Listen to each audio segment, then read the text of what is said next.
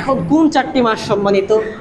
হাদিসের মাধ্যমে হুজুর আকরাম সাল্লাল্লাহু আলাইহি ওয়াসাল্লাম আমাদেরকে জানিয়ে দেন, আস-সানাতু ইসনা আশারা শাহরা, বছরে হচ্ছে 12টি মাস, মিনহা আরবাআতুন হুরুম, তার মধ্যে 4টি মাস হচ্ছে সম্মানিত, সালাসাতুন মুতাওয়ালিয়াত, এই 12 মাসের মধ্যে 4টা মাস হচ্ছে সম্মানিত, আর এই 4টি মাসের মধ্যে 3টি মাস হচ্ছে ধারাবাহিক, একাধারে একটার পরে একটা। 3টি মাস কি? যুল কাদা ওয়া যুল হাজ্জা ওয়াল মুহাররম। 3টি মাস হচ্ছে জিলকদ, জিলহজ এবং মুহাররম। এই 3টি মাস হচ্ছে ধারাবাহিকভাবে একটার পরে একটা। বাকি রইল কি? রজব, ওয়ারাজাবা মুদাল্লাযী বাইনা জুমাদা ওয়া শাবান। তার মধ্যে আরেকটা হচ্ছে রজব, যেটা শাবান এবং জুমাদিউস সানি, এই 2 মাসের মাঝে অবস্থিত।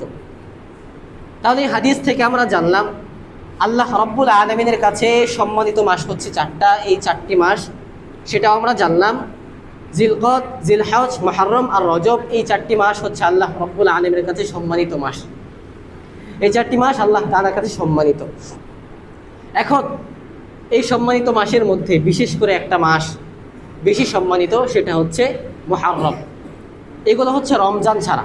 রমজান মাস এটা তো আল্লাহ রাব্বুল আলামিনের কাছে শ্রেষ্ঠ একটা মাস, সেটার সাথে তো তুলনা হয় না, তো সেটাও আমরা পরে জানবো। তো এই 4টি মাস হচ্ছে আল্লাহ তাআলার কাছে সম্মানিত, এটা আমরা জানলাম। হুজুর আকরাম সাল্লাল্লাহু আলাইহি ওয়াসাল্লাম বলেন যে এই মুহররম মাস হচ্ছে সবচাইতে সম্মানিত রমজান মাসের পরে। আফদালুস সিয়ামি বা'দা রমাদান শাহরুল্লাহিল মুহররম। আল্লাহ তাআলার কাছে রমজান মাসের পরে সবচাইতে শ্রেষ্ঠ মাস হচ্ছে এই মুহররম মাস। ওয়া আফদালুস সালাতি বা'দাল ফারিয়তি সালাতুল লাইল। আর ফরজ নামাজের পরে শ্রেষ্ঠ নামাজ হচ্ছে আল্লাহ তাআলার কাছে রাতের নামাজ, অর্থাৎ তাহাজ্জুদের নামাজ।